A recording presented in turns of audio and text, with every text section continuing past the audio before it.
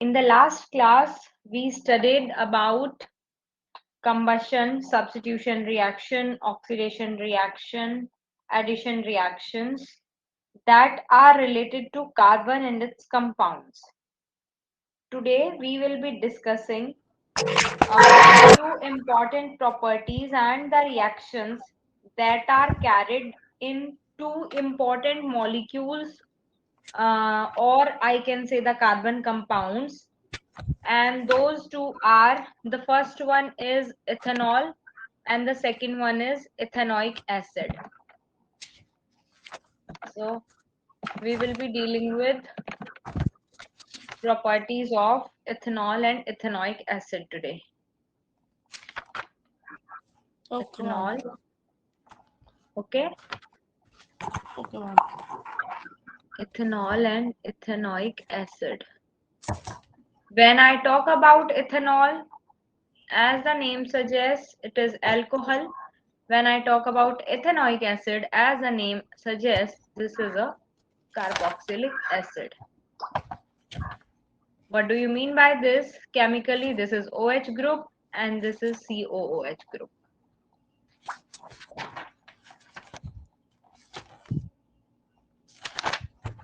So, the first compound that we are studying is ethanol. Let us see what we have in ethanol.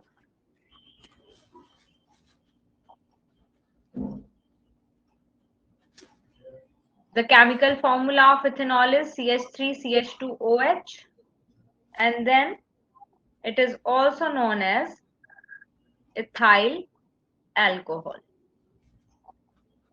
It is a colorless, inflammable liquid. Colourless है, inflammable है, पानी जैसा दिखेगा, colourless है, okay, and Okay, ma'am. It is miscible with water.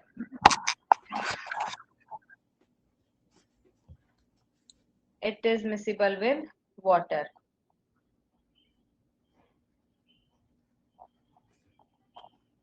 In all proportions. आप किसी भी proportion में इथेनॉल को वाटर के साथ ऐड कर दीजिए, वो मिसिबल होगा, ठीक है. बीट 4:1, बीट 1:4, बीट 2:3, बीट 5:7, इनकी आपस में कुछ भी रेशो ले लो कि 4 अगर यूनिट्स आपने इथेनॉल की ली तो 1 यूनिट वाटर की ले ली, 1 यूनिट इथेनॉल लिया तो 4 यूनिट वाटर ले लिया. इस तरह से आप कोई भी प्रोपोर्शन ले लो, it is miscible with water in all its proportions and it has no effect on litmus paper. Litmus paper पे इसका कोई इफेक्ट नहीं है, एकदम वाटर जैसी प्रॉपर्टी शो कर रहा है. लिटमस पेपर पे कोई इफेक्ट नहीं है, सो means it is neither acidic nor basic. कोई एसिडिटी या बेसिसिटी वाली बात नहीं है, तो लिटमस पेपर के ऊपर कोई इफेक्ट नहीं डालता. ये तो बात हो गई. If someone ask from us कि आप फिजिकल प्रॉपर्टीज बताओ इथेनॉल की, तो हम बता देंगे कि ये फिजिकल प्रॉपर्टीज हैं. Now talking about the chemical properties of ethanol. What are the chemical properties? जब हम chemical properties की बात करते हैं तो it means हम बात कर रहे हैं कि इथेनॉल का किस तरह का reaction होता है. Let us see. The first one is reaction with sodium.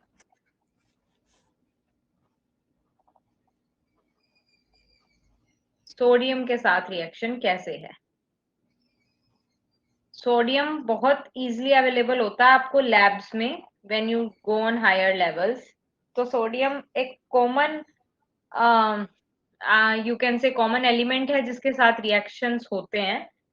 तो ऐसे में इथेनॉल का और सोडियम का अगर हम रिएक्शन देखें कि क्या होगा, तो इट विल बी, जो एक सोडियम है वो आपके एक हाइड्रोजन को रिप्लेस कर देगा. ठीक है, कैसे डिनोट करेंगे आप इसको? This hydrogen will be replaced by sodium. So it would be 2CH3CH2O Na and hydrogen gas emit होगी. Okay, हाइड्रोजन गैस निकल जाएगी और ओके मैम। सोडियम क्या बन गया? सोडियम इथॉक्साइड, ऑक्साइड बना है, दिस इज ऑक्साइड, सोडियम का ऑक्साइड बना है, तो this is sodium ethoxide. Okay, okay ma'am. now the very next reaction is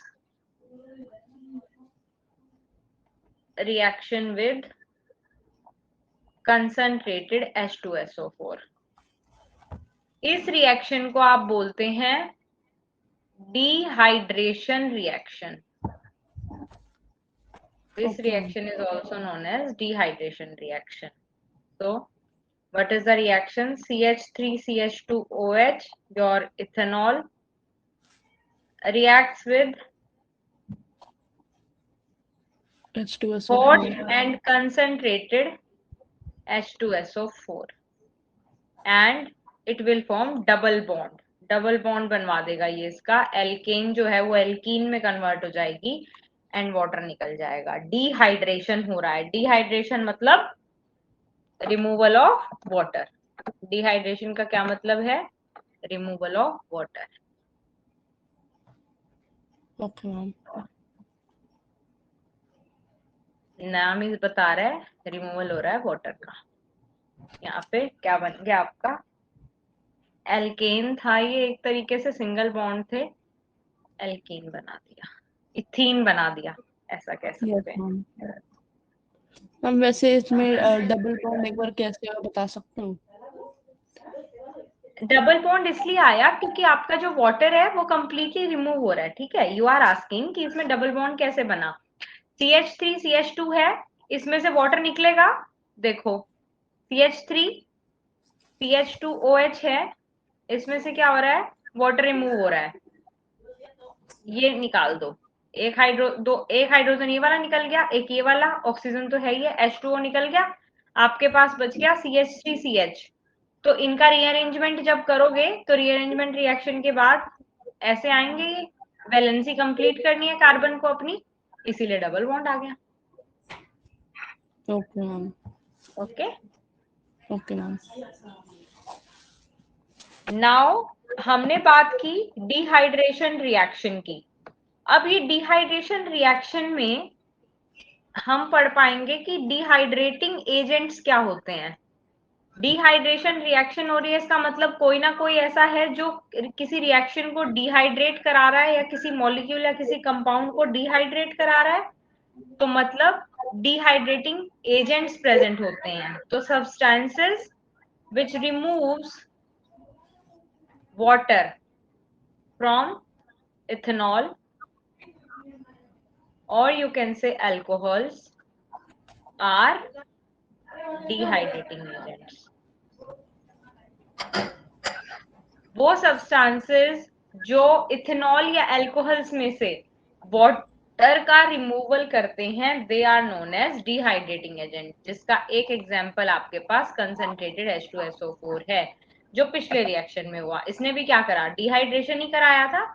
इसका मतलब जो आपका कंसंट्रेटेड H2SO4 है, that is a dehydrating agent. Okay, और इनके क्या यूजेस क्या होते हैं? इनके यूजेस हैं, सॉल्वेंट की तरह इनको यूज किया जा सकता है, एंटीसेप्टिक में यूज किया जाता है. एक होती है टिंक्चर आयोडीन, उसे लगाया जाता है जब कोई चोट वोट लग जाती है तो एंटीसेप्टिक के तौर पे यूज करते हैं. एंटी फ्रीजिंग एजेंट्स जो चाहिए होते हैं हमें ऑटोमोबाइल्स में, उसमें भी इनका काम होता है. एंटी फ्रीज मतलब डिहाइड्रेट करना है किसी चीज को. ठीक है, एंटीसेप्टिक में भी क्या होता है? सॉरी, एंटीसेप्टिक में भी आपकी चोट के ऊपर कोई मॉइस्चर ना हो जाए. When you get some infection और when you get some wound, तो उस पे कोई इन्फेक्शन ना हो जाए मॉइस्चर की वजह से, इसीलिए एंटीसेप्टिक्स अप्लाई किए जाते हैं. So they are also dehydration reaction is working. That is about ethanol. Now the another important compound we have is ethanoic acid.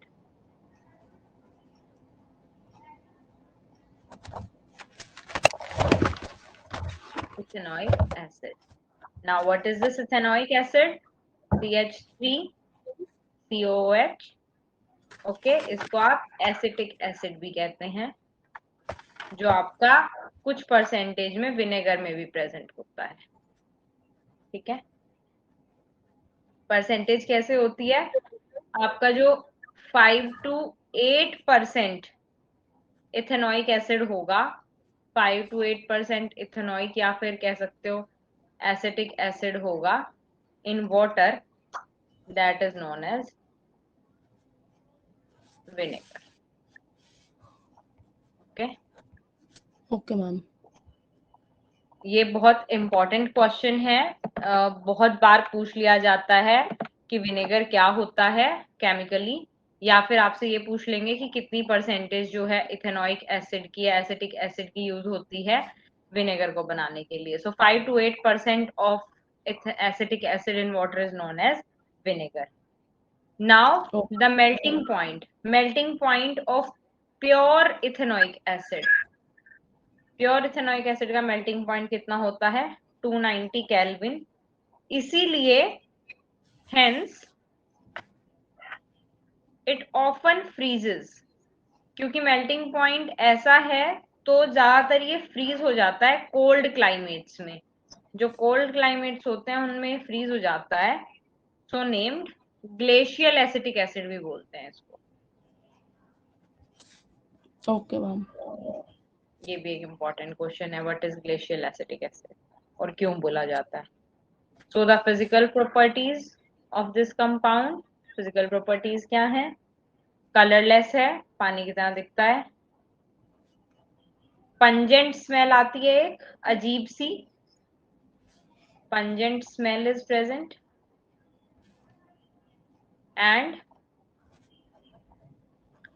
Miscible है वाटर के साथ हर प्रोपोर्शन में, वही अपने उसकी तरह, इथेनॉल की तरह.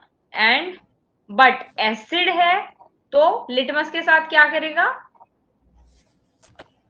Ma'am red. यस, रेड में ब्लू कन्वर्ट कर को रेड रेड में में कन्वर्ट कन्वर्ट कर कर देगा. देगा. Very yes good. Ma'am. Okay, now you have chemical properties of ethanoic acid.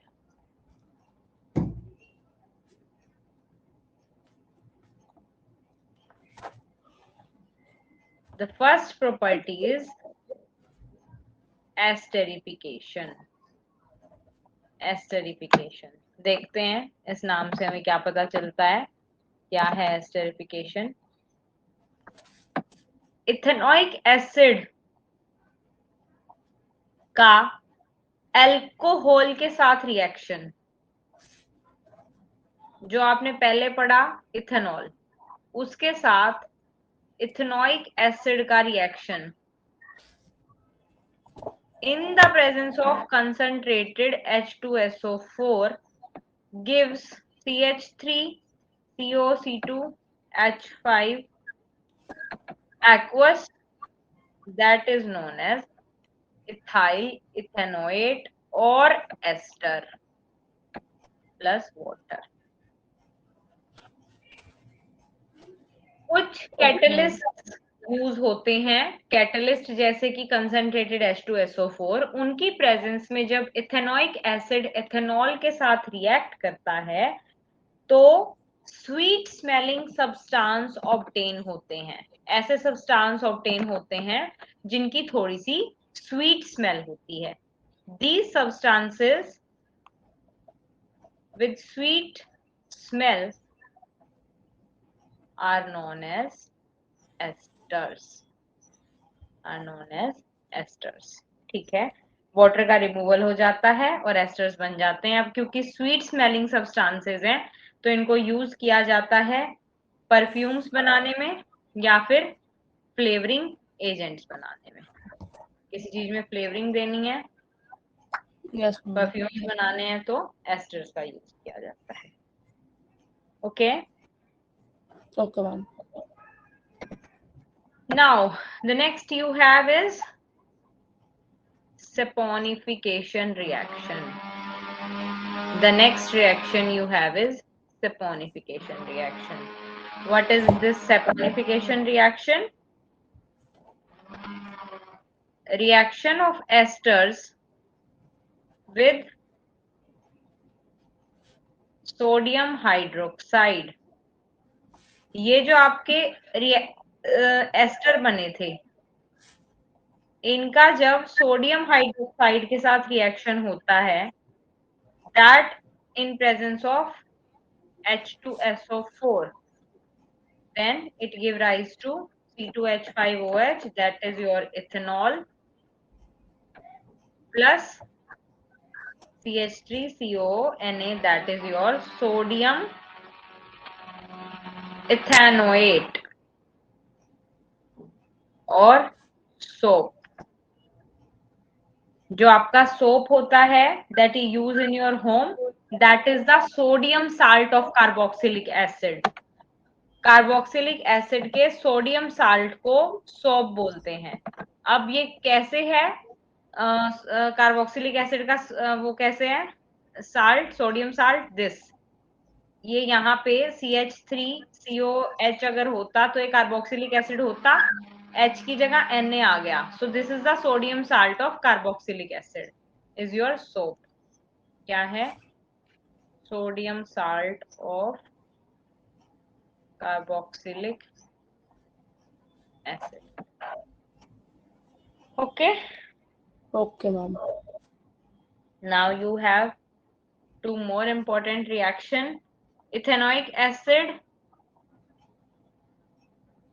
when reacts with sodium carbonate, it give rise to sodium ethanoate plus water plus carbon dioxide, and when it reacts with sodium hydrogen carbonate और sodium bicarbonate, हम तब भी H2 और CO2 आएगा। हाँ जी, हम H2 और CO2 तब भी आएगा। हाँ, H2O CO2 तब भी आएगा और यहाँ पे सोडियम इथेनॉइड बनेगा। सेम चीज यहाँ पे भी बनेगी, सोडियम इथेनॉइड की फॉर्मेशन होगी। ऊपर भी सोडियम इथेनॉइड बन रहा है, नीचे भी, चाहे बाइकार्बोनेट के साथ रिएक्ट करा लो, चाहे सोडियम कार्बोनेट के साथ करा लो, सिर्फ स्टोइकियोमेट्री डिफरेंट है इथेनोइक एसिड की, but the reactions are same. तो इनको आप बोलते हैं कि हाइड्रोजन कार्बोनेट्स के साथ जब इथेनोइक एसिड रिएक्ट करता है, then it give rise to a salt, carbon dioxide and water. अब ये जो हाइड्रोजन कार्बोनेट्स हैं आपके, इनका यूज क्या होता है? हाइड्रोजन कार्बोनेट्स को कहाँ यूज किया जाता है? These are used as vinegar, vinegar के तौर पे भी इनको यूज करते हैं, and raw material for what? For acetyl chloride and asters.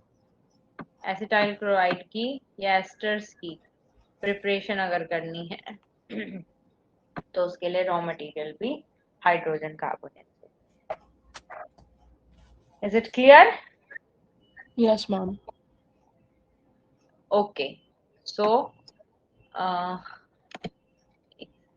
wait for a second.